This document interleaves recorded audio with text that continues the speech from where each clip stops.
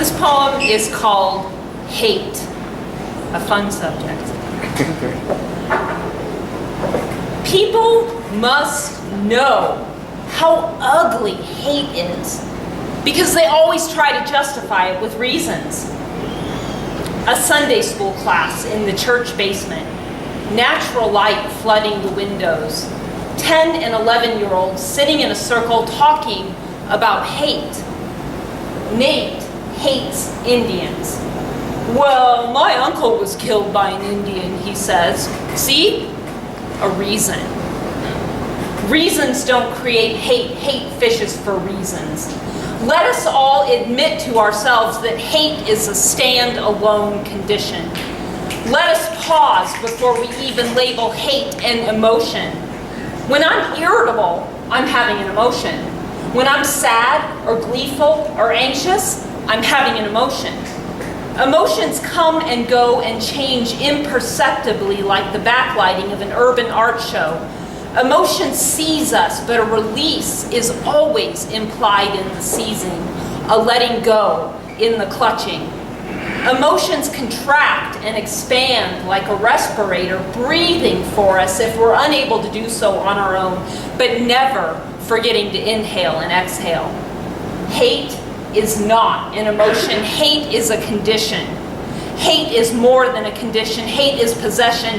Hate is more than possession. Hate is the rigor mortis of a corpse, but a corpse that refuses to decay. What does that make hate? A vampire. But hate is more than a vampire because at least vampires sleep during the day. Hate is a global metronome keeping a steady and unrelenting beat. Does a metronome need the music? No. Does hate need the reason? No.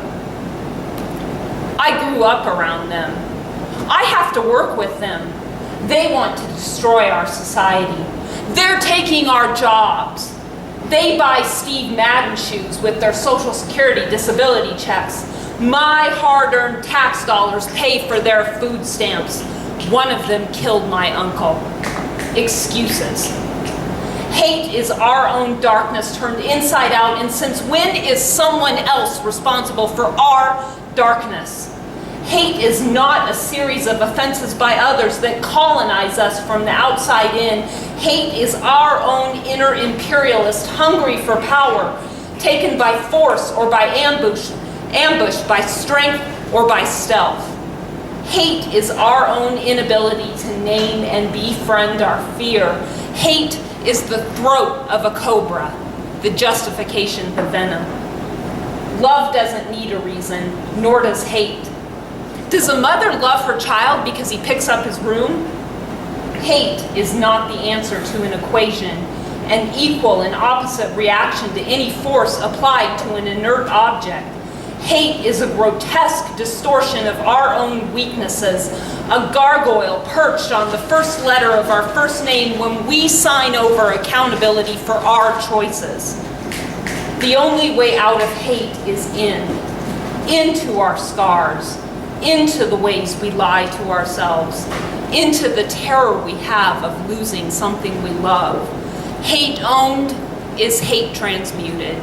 Thank you.